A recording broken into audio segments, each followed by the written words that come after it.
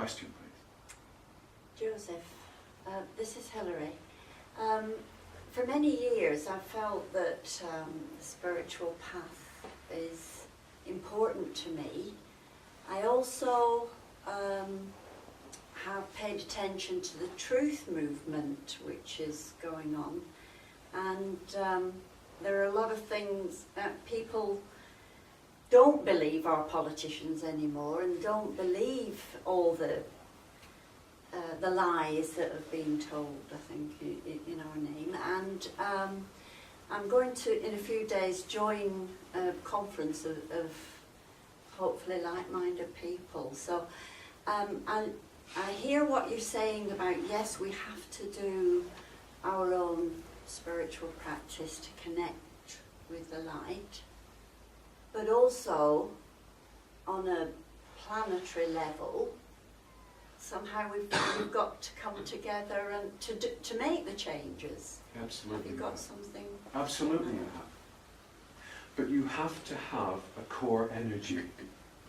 In order for any concept to take hold and to have longevity, any concept that is steeped in light and that has as its core a wish to change things for the better, you have to imbue that concept with strength in energy. If you do not, that concept will fall. That does not mean that you should not get involved in the movements you are talking about. Absolutely you should. But what I am saying to you is that you should be aware that there is a duality to everything. And that the world will change when there is enough energy, spiritual energy, positive energy from outside the field that will make it change.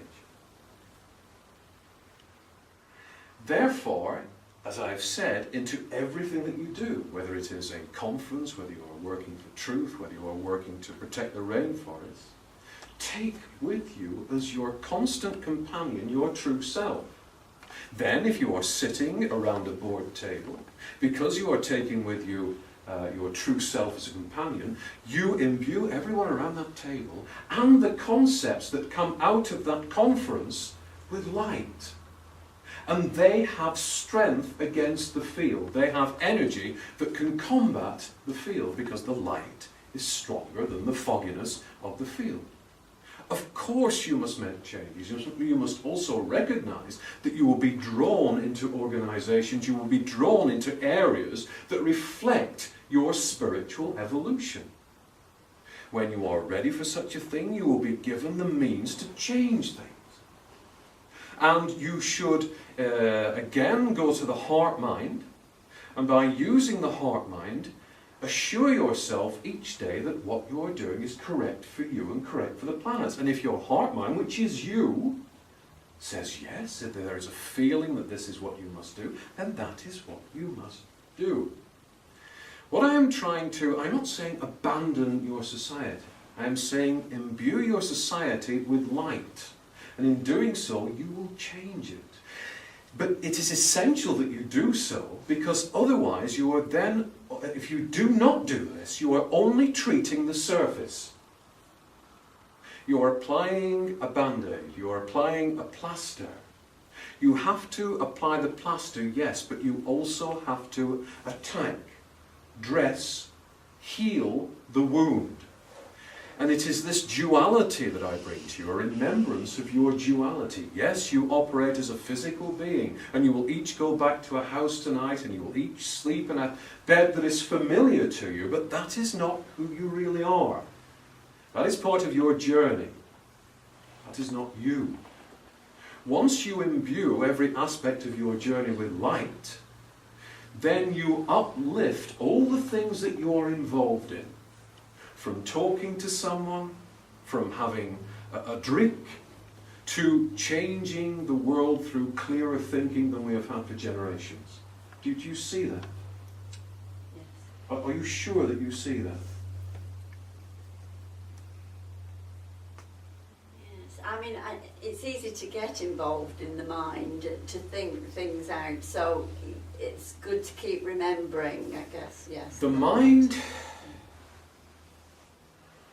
what a travelling companion is the mind. What a travelling companion. I'm comfortable. No, you're not. I'm happy. No, you're not. I'm rich. You're poor. The mind is connected to the minds of everyone else around this world. The minds of everyone else around this world are connected to the field of energy that feed those physical minds. And the field of energy that is conscious, as all things are conscious, that is sentient, seeks to keep you controlled, loves the arguments that it can get into through your physical mind with yourself. You don't need anyone else to argue with, do you? You can do a perfectly good job of it yourself.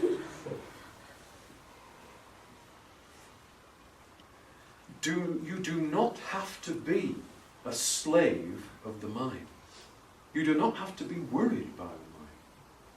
It is time to take the harness and say, I am leading you. You are not leading me. It is time to take a whip of light to the mind and say, in line. In line. And you will have to do this on a daily basis because the field will always want you to revert to the thoughts of the physical mind, which are confusion, which are a merry-go-round, which spin around and round and round. And whilst you are thinking and spinning around and round and round in here, you are doing nothing out here. Come to the place where there is stillness. And allow that place of stillness to guide you, both in here and out there. And you will begin to recognize when the mind is attacking you. And then you will be powerful enough to say, enough! I still hear you, but you are in a box somewhere and you are not worrying me. And eventually you will reprogram the physical mind too. Because the energy comes through you, out through the heart center, but also can be drawn up into the physical mind to cleanse the physical mind. And you will find that certain aspects of your past come to you and you will be able to let them go. Then you know you're on the right track. You will query whether your thoughts are your own or the collective's thoughts. Then you are on the right track. And you will have times each day when you can go to the heart in silence and experience peace. Then you are on the right track. Does that answer things more fully? Yes, thank you. Another question, please. My name's Rose. I've got a question about God. I know that God is the sum of creation and is within each of us, and as such is probably quite frustrated. But is there an independent, kind of all-powerful God that can act independently of each individual? What there is at the You moment... speak of the greater God, I noticed in one of your books. So what is the greater God? What there is at the moment is, around this planet and within each of us, until we recognize it, what you could describe as the lesser God, or the sleeping God, or the God not recognized.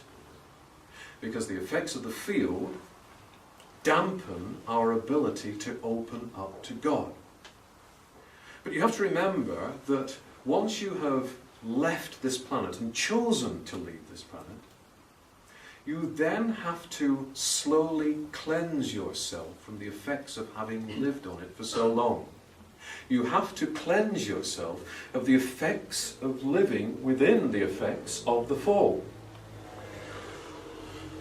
So your experience of God grows as you heighten your vibrational rate. And to encapsulate the essence of God in words is impossible. I can only say that we grow in knowledge of God. We, in our sphere and the spheres above our sphere, grow in knowledge of God the equivalent of daily, because we discover something else about ourselves that reveals something of God.